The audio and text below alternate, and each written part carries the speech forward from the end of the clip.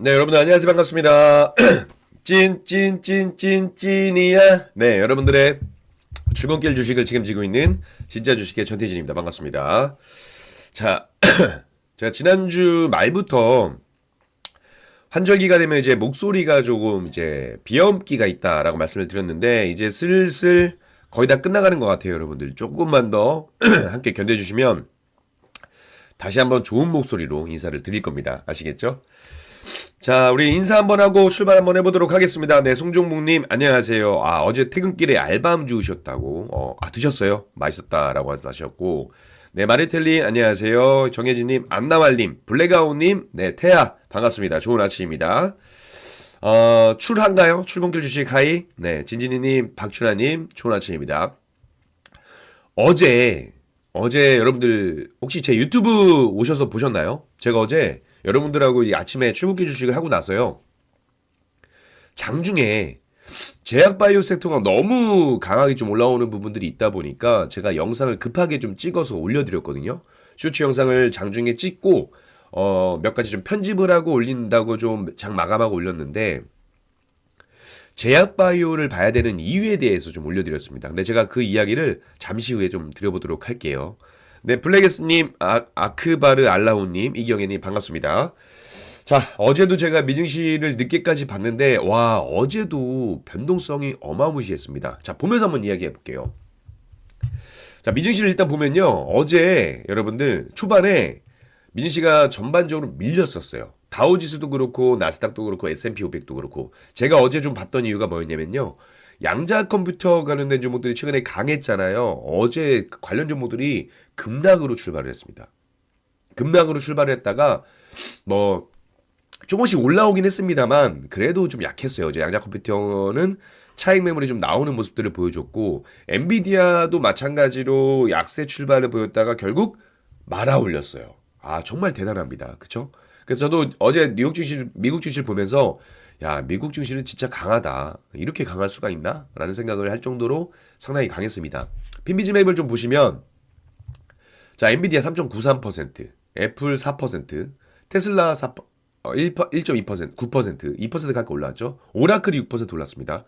보면 참 그래요. 저는 개인적으로 애플 아이폰을 쓰지 않기 때문에 잘 모르겠습니다. 예전 모델들은 상당히 좀 이뻤다라고 생각을 하는데 이번 나온 제품은 제 스타일은 아니에요. 제 스타일은 아닌데 뭐 어찌됐건 잘 팔린다고 하니까 그 부분은 뭐 제가 뭐라고 할 건 아니고 잘 팔린다고 합니다. 네, 라인님 반갑습니다. 그래서 어쨌든 어제 애플도 강하게 올라와주고 상승을 좀 해주는 모습들이었고 자, 미증시 일단 간단하게 보면서 말씀드리도록 하겠습니다. 일단 엔비디아가 좋았다.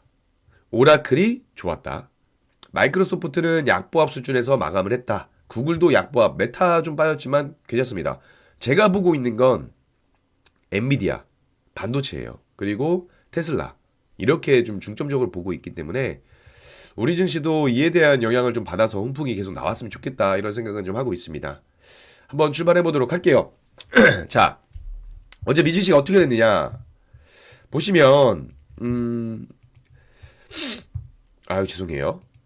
자, 어제 미증시도 결국 또 사상 최고치 경신 행진을 이어갔습니다.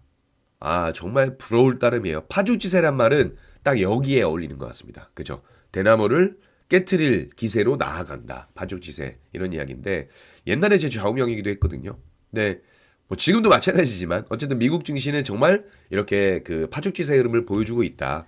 물론 이제 금리 인하에 대한 부분들, 그리고 미중 간의 어떤 우호적 환경, 어제와 똑같습니다. 이 분위기가 형성돼 있다라는 것도 마찬가지예요. 근데 여기서 또 하나 추가를 좀 하자고 하면 엔비디아가 이제 오픈 AI에 1,000억 달러 투자를 하기로 하면서 전략적 파트너십을 맺기로 하는 그 의향서를 체결했습니다. 그렇죠? 그리고 엔비디아하고 오픈 AI가 발표를 했죠. 오픈 AI가 엔비디아의 AI 칩을 기반으로 해서 10기가와트 전력이 필요한 데이터 센터를 구축하는 데 필요한 협력이다라고 이야기를 하고 있고요. 아마 오픈AI가 구축하는 이 10기가와트 규모의 데이터 센터에 엔비디아 그래픽 칩 GPU가 400만에서 500만 개가 들어간다라고 해요. 그쵸? 그래서 엔비디아가 이번 결정으로 인해서 오픈 AI에 주요 주주가 될 전망으로 보여지고 있고 오픈 AI하고 엔비디아가 이런 초대형 계약을 하니까 아까 오라클 말씀드렸잖아요. 오라클도 덩달아서 올라간 거예요, 여러분들. 덩달아서 반사 수익을 본 겁니다. 애플은 아이폰 17 호평 잘 모르겠어요, 이거는. 그리고 반도체는 그래서 어쨌든 이 엔비디아 오픈 AI에 관련된 영향이 컸고 제약 바이오는 뭐였을까요? 비만 치료제 개발사 메세라를 화이자가 인수한다 라는 소식이 나오면서 한 60% 급등하는 모습들을 보여줬습니다. 자, 여기까지가 일반적으로 우리가 보고 있는 그 개별주들의 강세였고, 그리고 전반적인 분위기는 뭐예요? 금리 인하. 최근에 연준의 인사들이 대체로 매파적인 이야기를 좀 했습니다. 어제 같은 경우 매파적인 입장을 좀 취했었는데 아무래도 이 도널드 트럼프 대통령의 최측근의 발언이 더 중요한가 봐요. 마이런 이사가 비둘기파적인 이야기를 하면서 매파적인 이야기를 어느 정도 상쇄시켰다. 이렇게 이야기가 나오고 있습니다. 그래서 미증시는 어찌했던 파죽지세의 흐름을 보여줬다라고 보시면 좋을 것 같고요. 부럽습니다. 그러니까 어쨌든 반도체, 제약바이오 이런 쪽에서 좀 강세가 나타났다라고 보시면 좋을 것 같습니다. 자, 그래서 우리 증시는 어떨 것 같냐? 중요한 건 이거잖아요. 우리 증시가 어떨 것 같냐?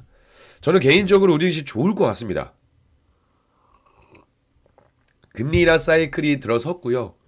그러다 보니까 성장주, 대표적으로 성장주에 대한 부분들을 조금 강하게 올라가게 할 수 있는 어떤 그런 모멘텀이 충분히 있지 않나 이렇게 저는 생각을 하고 있어서 일단은 우리가 긍정적인 생각을 좀 많이 가지고 시장을 봐야 되지 않을까 이렇게 생각을 좀 하고 있습니다. 맞습니까, 여러분들? 그러니까 긍정적으로 보세요. 아시겠죠? 긍정적으로 보시면 좋은 결과가 있지 않을까 이렇게 생각을 하고 있습니다. 자, 그래서 일단 뉴욕 증시, 미국 증시 브리핑은 간단하게 여기서 마무리하고요. 오늘도 주요 이슈가 좀 몇 개가 있으니까 여기에 대한 부분들을 좀 함께 이야기 드려보도록 하겠습니다. 네, 김현신님, 라인님 반갑습니다. 혜련님 반갑습니다. 990원님 질문, 데이터. 네, 오라클은 이렇게 보시면 돼요. 통합 클라우드 플랫폼 서비스를 하고 있는 그런 기업이다라고 보시면 좋을 것 같습니다. 어쨌든 거기에 대한 수혜를 같이 본다라고 보시면 좋을 것 같아요. 소프트웨어 서비스 기업이라고 보시면 됩니다. 아시겠죠?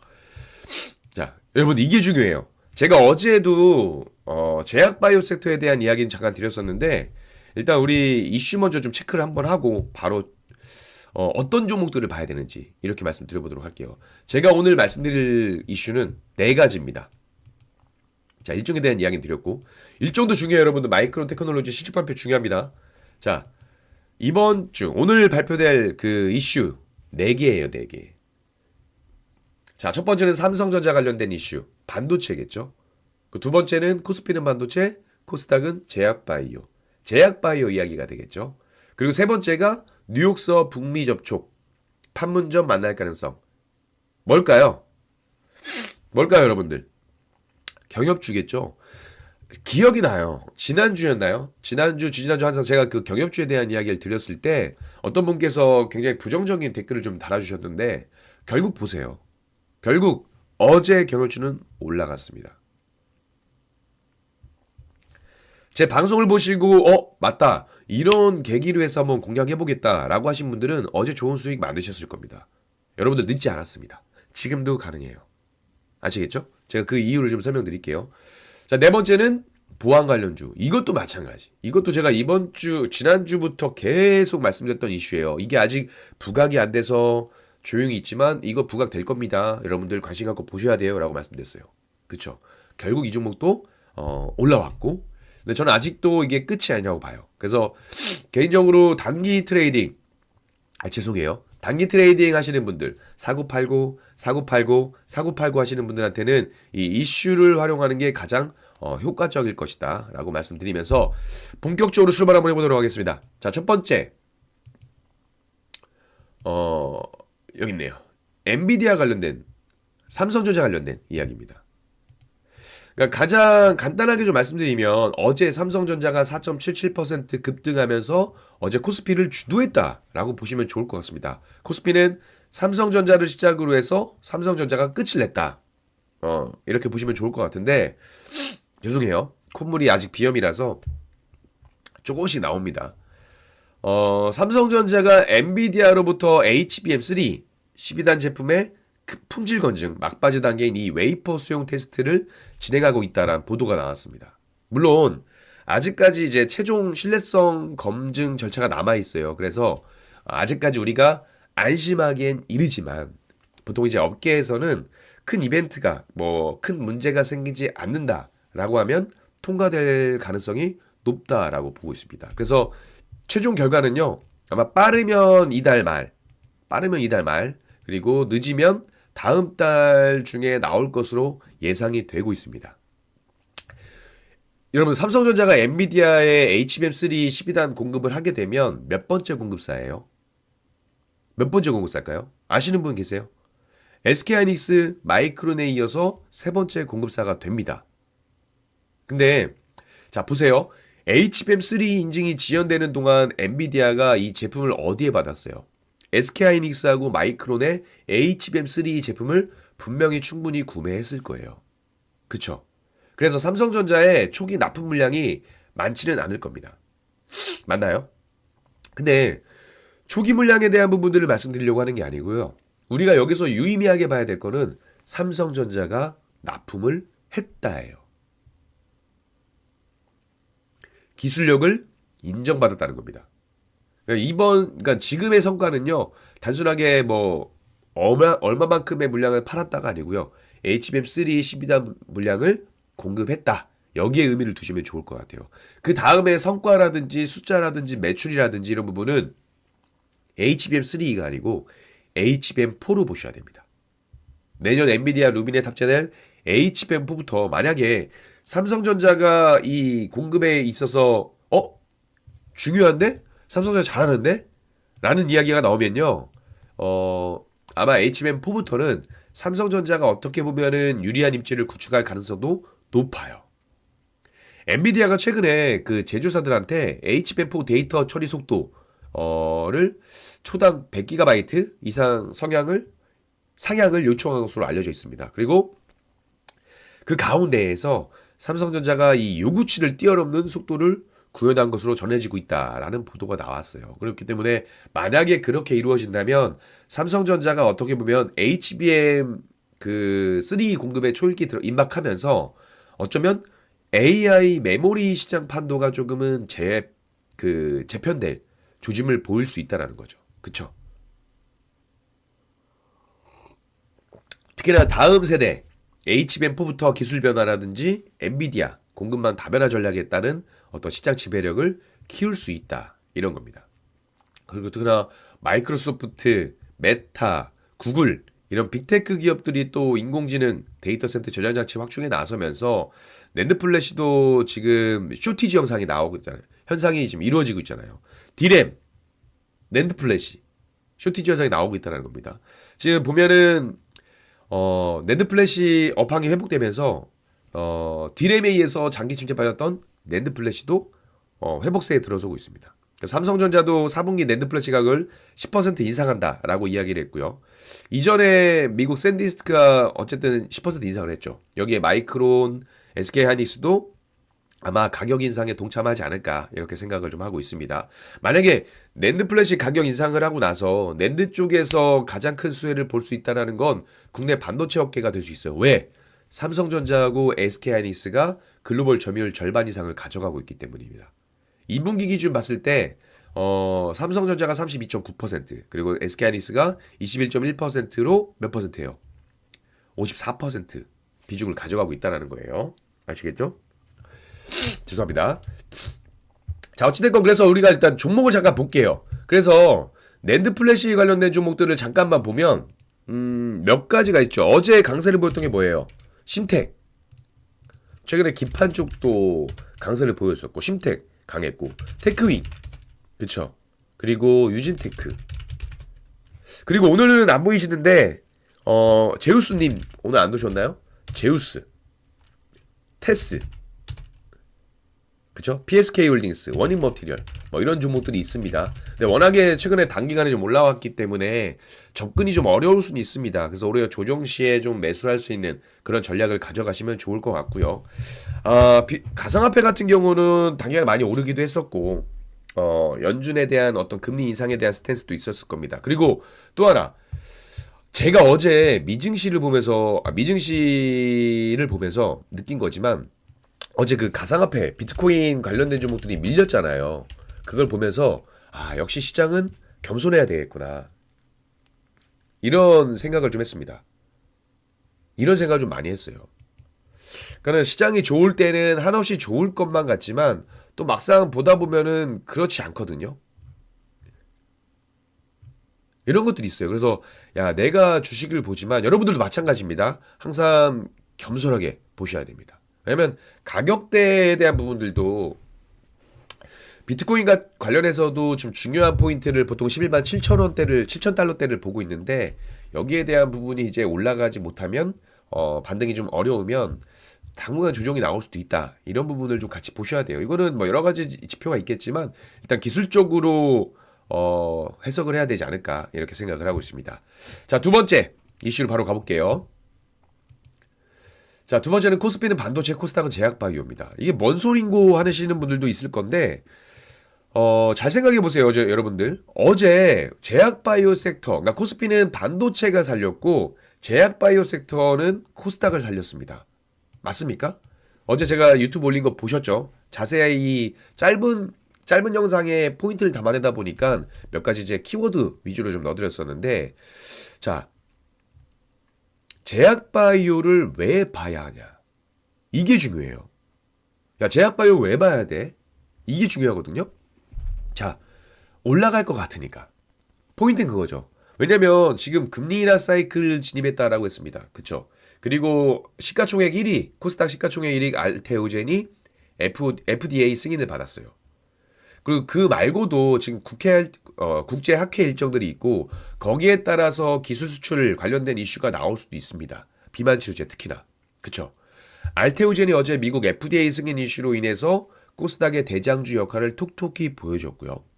알테오젠뿐만이 아니고 삼천당 제약, D&D 파마텍, 인벤티지랩, 비만 관련된 종목들 굉장히 좋았단 말이에요.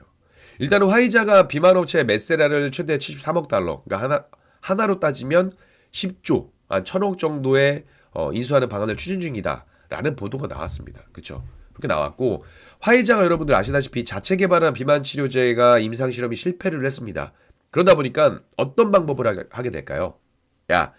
자체적으로 안 될 것 같으면 결국 자금이 투입돼야겠죠. 돈을 투입해서 인수와 합병을 통해서 어떻게 보면 비만 치료제 시장을 진입을 하고 있다라는 겁니다.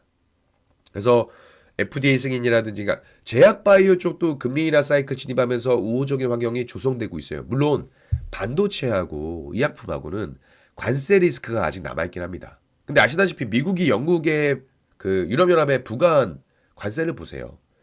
그런 거 보면 우리나라 같은 경우도 최애국 지위를 받기로 했기 때문에 우리가 너무 과도하게 우려를 하는 건 아닌가, 이렇게 좀 생각을 하고 있습니다. 어쨌든 환경 자체는 좋아지고 있다, 이렇게 보시면 좋을 것 같고, 지금 이거 말고도 뭐가 있어요, 여러분들?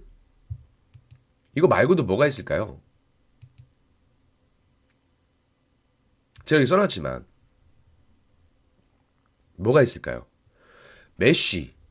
최근에 메쉬 관련된 이야기 많이 나오죠. 메쉬 혹은 마쉬라고도 하는데, 이 대사기능 이상 지방간염 관련한 기업 인수들도 나오면서 최근에 굉장히 좀 강세를 보여주고 있습니다. 스위스 제약사 로슈도 미국 바이오 기업을 인수했고요. 그리고 앞서서 올해 2월인가요? 일라일릴리가 올릭스하고 9천억대 규모의 메쉬 치료제 후보 물질 기술 이전 계약을 체결했습니다. 그래서 이 메쉬 관련된 종목들도 상당히 올라와 주고 있다는 거예요. 자, 메쉬 관련된 종목들 뭐 있을까요? 제약바이오 섹터는 여러 가지 좀 말씀드렸으니까 메쉬 관련된 종목들을 좀 보게 되면 몇 가지만 볼게요. 뭐 많지는 않습니다. 그쵸? 한미약품. 그쵸? 최근에 강하게 또 올라왔던 부분들이고, 그리고 하나 뭐가 있을까요? 아까 말씀드렸죠. 올릭스. 올릭스도 마찬가지. 오라클 안경회사 오클리. 오라클은 아까 말씀드렸지만 플랫폼 회사입니다. 소프트웨어 회사예요. 자, 그리고 또 뭐 있냐? 동아ST. 동아ST 자회사 메타비아가 메쉬 치료제를 개발 중이고, 임상에서 어쨌든 효과를 보였던 거죠. 올릭스 한미약품, 아까 뭐 D&D 파마텍, 그쵸? 그리고 유한양행, 일동제약, HK이노엔 이런 종목들. 참고로 여러분들 제가 이렇게 말씀드린 관련주 말씀을 드리지만 매수 추천이 아닙니다. 함께 이런 종목이 있으니 공부해보자라는 개념이에요. 자, 이런 종목들이 이슈에 따른 움직임을 좀 보여줄 가능성이 있습니다. 근데 웃긴 게 뭐냐면요. 관세에 대한 우려. 그쵸? 우려도 있어요. 우려도 있습니다. 의약품 관세. 우려도 있는데 또 하나 이거 기가 막혀요. 타이레놀 관련된 악재가 어제 나왔습니다. 제가 어제 장 마감하고 오후장에 장 마감하고 저녁에 이제 애기들 산책을 좀 시키면서 여러분들께 어떤 내용의 이야기를 좀 드릴까, 제약바이오 관련해서 무슨 섹터 무슨 이슈가 있을까 보고 있었는데 딱 이 얘기가 나왔어요. 타이레놀이 뭐예요, 여러분들? 타이레놀 모르시는 분 계세요? 타이레놀은요, 세계에서 가장 널리 사용되는 해열제 진통제입니다. 특히나 임신 중에도 복용해도 비교적 안전하다라고 여겨져서 약을 함부로 쓸 수 없는 임산부의 어떤 해열 진통에 사용되고 있거든요. 이거 기사 보니까 열받더라고요. 화가 나더라고요. 물론 제가 48개월 딸 쌍둥이를 키우고 있습니다. 제 와이프가 임신 중일 때 타이레놀을 먹었던 것 같아요. 정확히 기억이 안 나는데 먹었던 것 같아요. 먹었던 것 같습니다. 근데 중요한 건 뭐냐? 트럼프 2기 행정부에서 임산부의 타이레놀 복용 자제를 권고할 것으로 보인다라는 기사가 나왔습니다. 왜 그러냐면 이 보건 당국자들의 말을 빌리면 타이레놀 주성분인 이 아세트아미노펜이 임신 중인 여성이 사용할 경우에 초래되는 위험성, 이 위험성 뭐냐? 어린이 자폐 위험 증가가 조금 개연성이 있다라는 내용이에요. 그래서 아마 이 우려를 제기할 것으로 보여지는데 제가 이거 왜 조금 웃기냐 이렇게 말씀드리냐면 아까 메쉬 관련된 종목들 말씀드렸습니다. 뭐가 있었죠? 올릭스, 한미약품, 뭐 유한양행, 그렇죠. 이런 종목들이 있었는데 자, 일단은 타이레놀에 대한 악재가 나오게 되면 단기적으로 변동성을 보여줄 수 있어요. 근데 타이레놀 관련된 종목들이 뭐가 있어요? 한미약품, 유한양행, JW 중개제약, 종근당, 이런 제약, 이런 대웅제약, 이런 종목들이 관련이 있습니다. 그래서 아까 메쉬에 대한 기대감도 있지만 일단은 타이레놀 관련해서도 악재가 있으니까 혹시나 가지고 계신 분들 혹은 공략을 하려고 하신 분들은 이 부분을 좀 활용하셔야 된다라고 말씀을 드려보도록 하겠습니다. 그래서 어쨌든 코스피는 반도체, 코스닥은 제약바이오가 주도주의 역할을 단단하게 해주고 주가를 좀 견조하게 지지해주게 되면 조금의 부침이 있다 할지라도 주식 주가는 좀 더 우상향할 가능성이 높다 이렇게 보시면 좋을 것 같습니다. 아시겠죠? 자, 여기까지는 주도주예요. 코스피는 반도체, 뭐 낸드 플래시, HBM, 엔비디아 뭐 이런 얘기. 두 번째는 제약바이오, 비만 치료제, 뭐 메쉬, 뭐 금리 인하 사이클 이런 이야기를 드렸습니다. 자, 그러면 주도주 쪽에서는 이런 종목들을 공략해 보시면 좋을 거고, 자, 단기 변동성을 활용한 종목은 어떤 게 있을까? 참 많은 이야기들을 드렸었는데, 근데 이게 그런 것 같아요. 어떤 이야기를 할 때는 보통 이제 듣고 싶은 것만 들으시는 경향들도 있어요. 근데 활용해 보세요, 여러분들. 우리가 주식을 하는 이유는 수익을 만들기 위해서잖아요. 그쵸? 내 계좌를 불리기 위해서고, 내 자산을 불리기 위해서 주식을 하는 건데, 재무지표가 진짜 안 좋은 기업을 하는 건 좀 그렇지만 우리가 돈을 벌기 위해서 주식을 하는데 뭐 그게 우크라이나 재건이 됐건 양자가 됐건 보안이 됐건 뭐가 중요합니까? 그쵸? 주도주 쪽에서는 성장성을 보고 가지만 이런 개별적인 종목들은 단기 변동성을 활용해서 여러분들 뭐 커피값이라도 혹은 얼마 안 되는 커피값이라도 버시면 땡큐 아닐까 이렇게 생각합니다. 왜? 수익은 언제나 땡큐니까. 맞습니까? 저 역시도 마찬가지로 포트를 구성해서 굉장히 좋아요. 포트가 엄청나게 좋은 수익을 내고 있습니다. 그럼에도 불구하고 단타는 꾸준히 해요. 우리 VIP 가족분들한테. 왜? 매일매일 수익을 챙겨가는 건 좋으니까. 그쵸? 그렇게 보시면 돼요.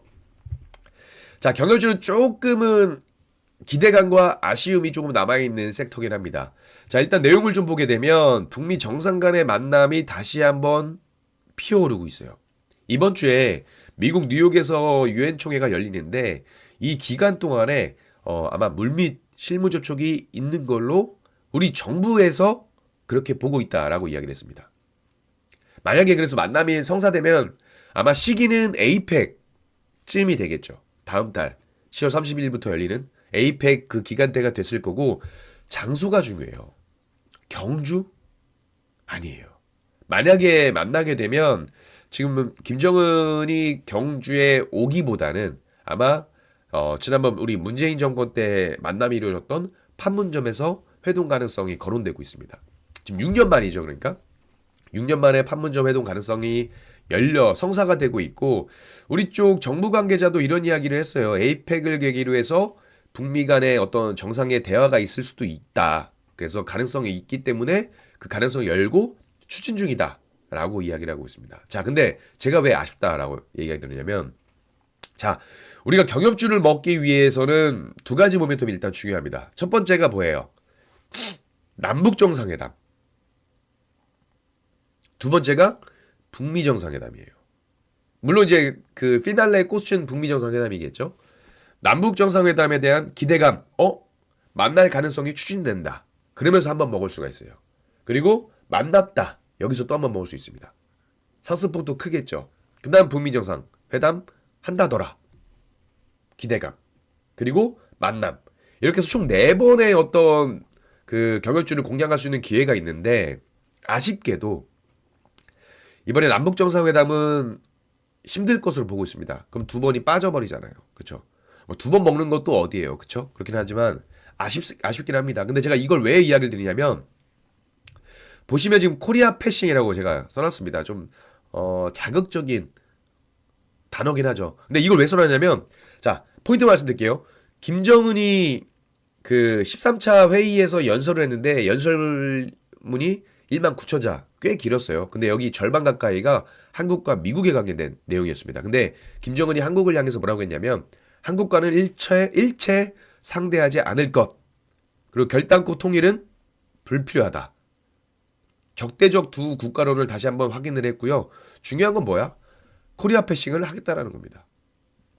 한국과 뭐 하지 않겠다라는 거예요. 그쵸? 그리고 트럼프에 대해서는 비핵화에 대해서 포기를 하게 되면 트럼프 대통령과도 만날 수 있다. 이런 이야기가 나올 거예요.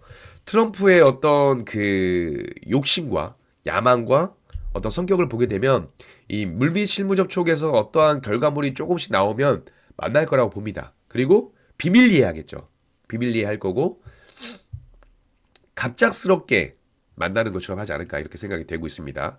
어쨌든 우리나라에서는 패싱에도 불구하고 같이 준비하겠다라고 이야기했으니까 이 부분을 좀 감안해서 보시면 좋을 것 같아요. 매트리스 영화까지 나오시는 거예요.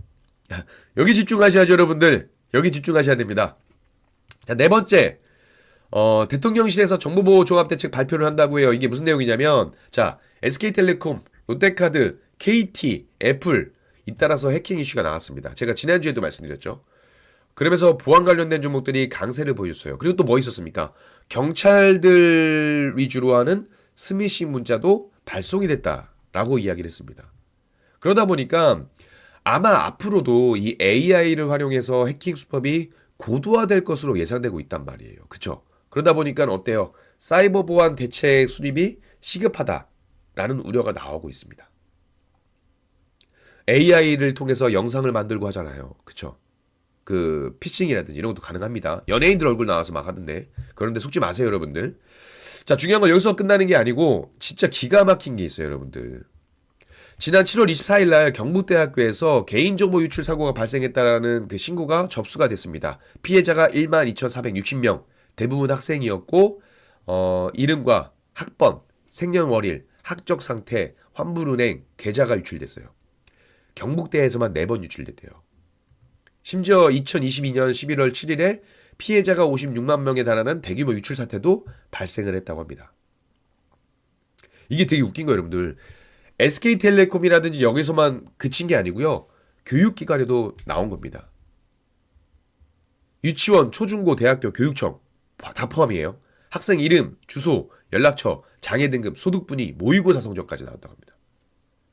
지금 쉽게 볼 게 아니에요, 여러분들. 그래서 아마 정부에서 이달 중으로 정보보호 종합대책 발표를 한다고 하니까 이 일정을 활용하셔가지고 단기적으로 한번 대응을 해보자 하실 분들은 단기 대응하시면 된다. 이렇게 말씀을 좀 드려보도록 하겠습니다. 자, 제가 준비한 내용은 여기까지고요. 오늘도 제 비염 때문에 좀 보기 그러셨겠지만 양해 부탁드리고 내일은 더 나아질 겁니다. 아시겠죠? 환절기가 지나면 잘 될 거예요. 자, 이어지는 박한필 대표님과의 방송도 같이 공부하셔가지고 오늘 하루 성투하시는 여러분들 되시길 바랄게요. 여기서 인사드리겠습니다. 지금까지 한국경제TV 와운의 전태진 파트너였습니다. 감사합니다. 성투하세요, 여러분들. 제 유튜브도 구독, 좋아요, 알림 설정 부탁드릴게요.